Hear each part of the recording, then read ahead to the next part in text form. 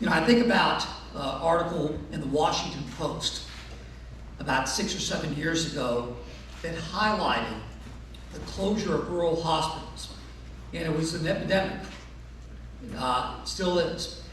But it focused on this very hospital. That article that was across the nation focused on this hospital and the effects that it had on Brownsville, on Haywood County, and on West Tennessee, stories that you know all about. And Mayor, I was thinking about that as well. 5 years ago, I was a new congressman. We got in your car, and you drove me. You said you want to drive me by the hospital. And I said, Mayor, I get it. You said, I want to show you. It's one thing to know, it's another thing to see, to visualize.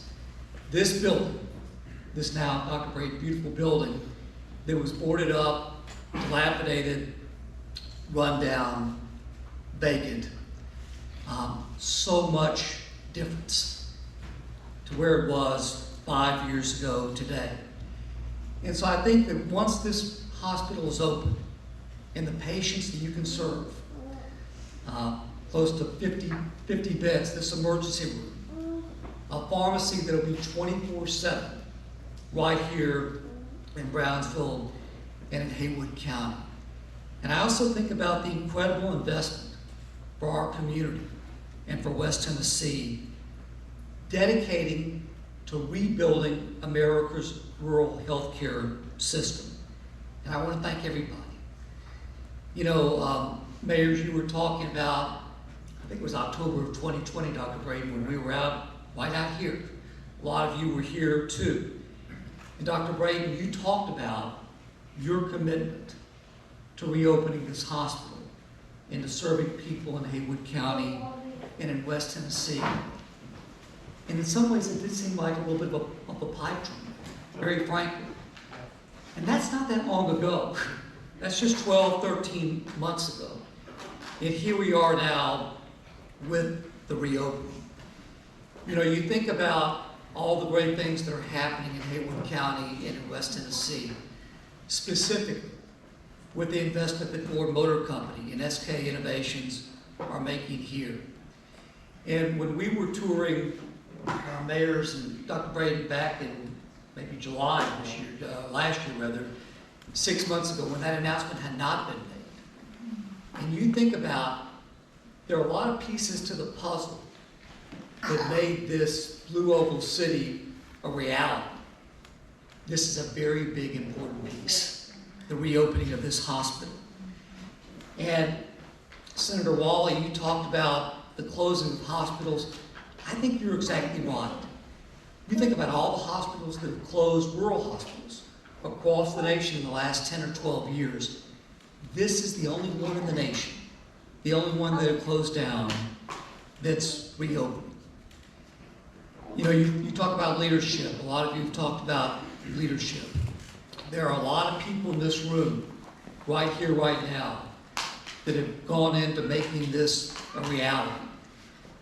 But Mayors Livingston and Walls, I don't think we can sing your praises enough. We appreciate you. We appreciate your dedication, your hard work, your vision, and your drive to making today a reality. Thank you, gentlemen, very much.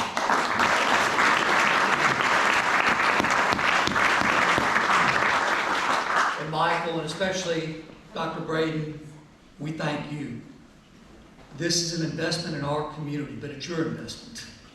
It's now all of ours, but it's yours. You planted the seed. You've got the vision. We're deeply indebted to you and to BradenHealth, a top-notch healthcare company regionally and across the nation, for planting the seeds so that today becomes a reality. Dr. Braden, thank you all. Thank you very much.